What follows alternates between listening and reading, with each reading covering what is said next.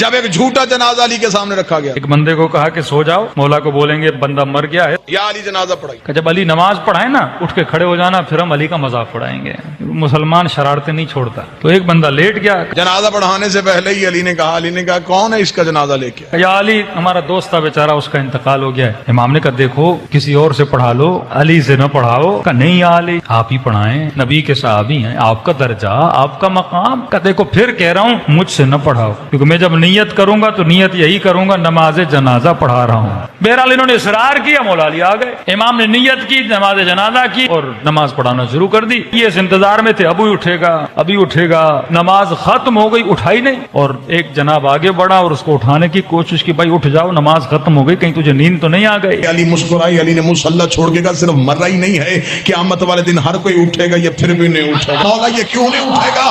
فرمایا اس کا بدن نہیں مرا، اس کی روح ہی مر گئی۔